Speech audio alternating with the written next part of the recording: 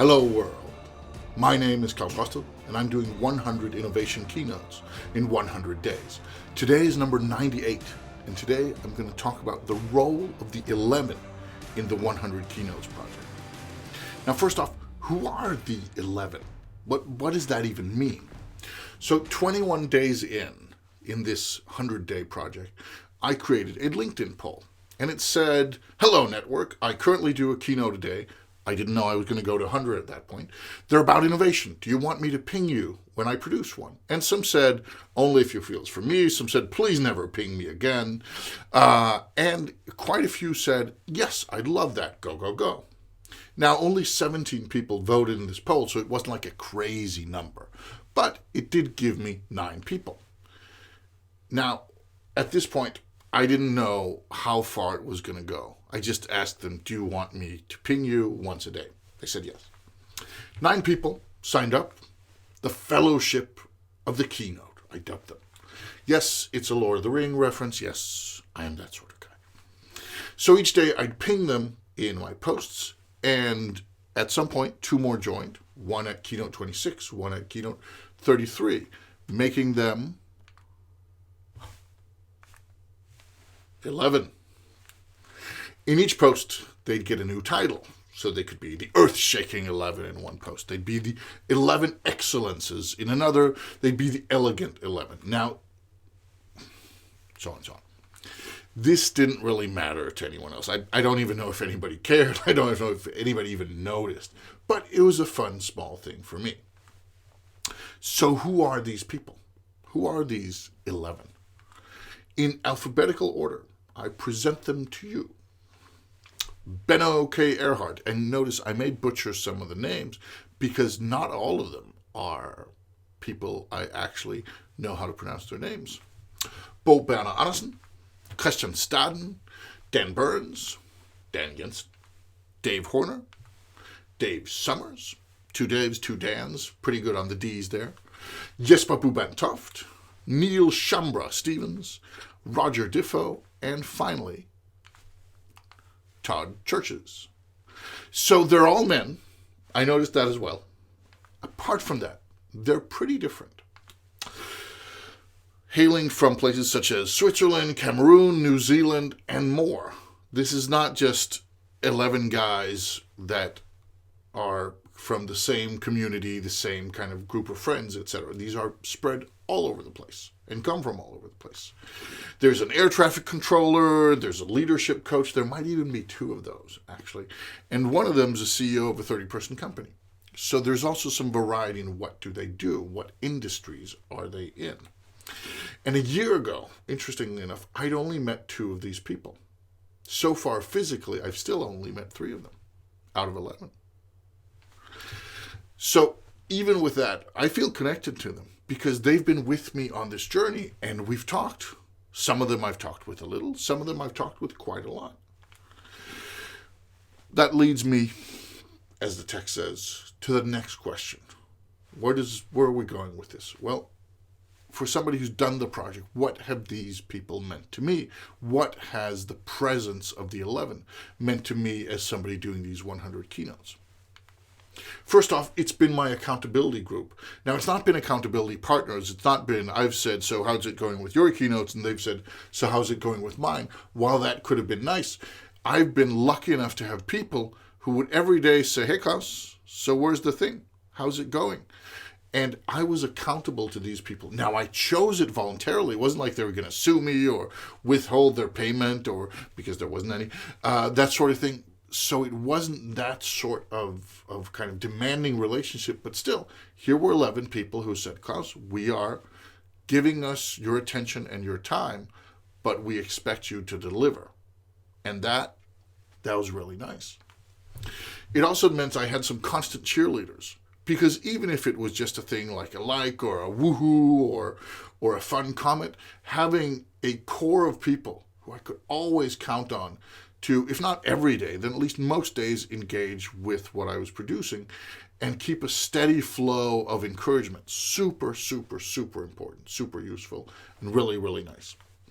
They also help raise visibility even if it's only by liking or commenting, well, that raises visibility on the LinkedIn platform, which I've been using as my main one. So that's also been really nice to have, because even something that didn't really resonate with a lot of people, well, there'd still be some of the 11 who'd say, oh, like this, or oh, comment that. And that would raise the visibility of the post overall.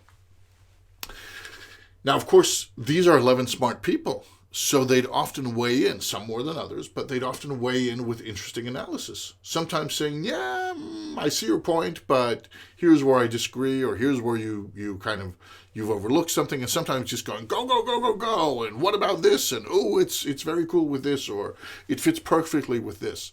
Really, really nice to have people who actually care and say, here's some extra thoughts, here's a +1 to your idea, here's an example, or here's a way you could have done it better, or here's a way you could be inspired for next time. Super, super cool.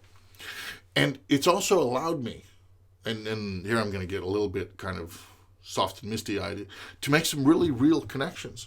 These people, by investing their time and their care in what has essentially been my stream of videos, have allowed me to make some really real connections. And I appreciate that, because some of them I knew beforehand, but that was 2. Most of them I met through this. And that, well, to me, that matters. That leads me to a video Roger sent that I want to show you as an example of this. Now, I'd asked for endorsements because I was putting together like a teaser trailer sort of thing for these keynotes, one of those 1-minute videos I could throw at people and say, hey, I'm Klaus, here's what I do, and have some people say nice things about me. Very nice. So Roger sent me, oh, wrong slide, here. So Roger sent me this video. Hello, Klaus. Welcome to my home office, and this is where I enjoy the most your keynotes on innovation, and I welcome you. Thank you for the challenge. Giving a short video about you is a big challenge for me, and what I want to say is that you are incredible. I enjoy what you are doing. Keep it up, and it's just gorgeous. And I want to vote for you. I don't know if you see it. You are the best. Thank you. Now, naturally, when I received that, I was humbled and I was overjoyed as well. Because not only did Roger say some nice words, thank you, Roger, very much appreciated. And yeah, thank you. They matter. But I also got to have a tiny glimpse into Roger's life. I got to see his home office. I got to see his space. I got to hear some kids in the background. Roger's kids, somebody else's kids? I don't know, but they were there. I got to get the feeling of being invited into Roger's home. Not kind of showing me the most private of private sanctums, but somebody opening his door in Cameroon, opening his digital door to me and saying, hey, Klaus, we share this keynote journey. I want to invite you inside. I want to show you a little bit of my life. And that mattered to me.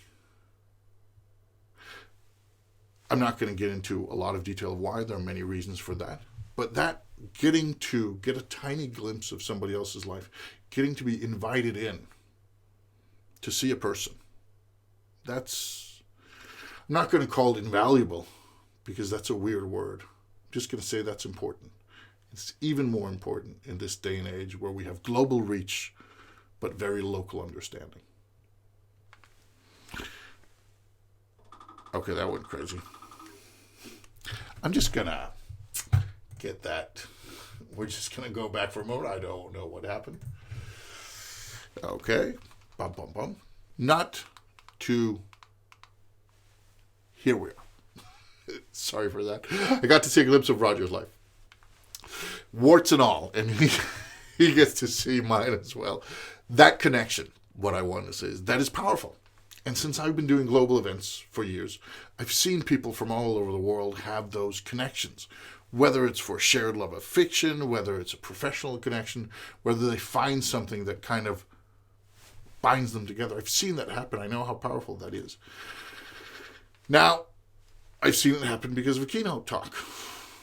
And for that, I want to say not only thank you to Roger, but thank you to all of the 11 for allowing me to see that connection in action.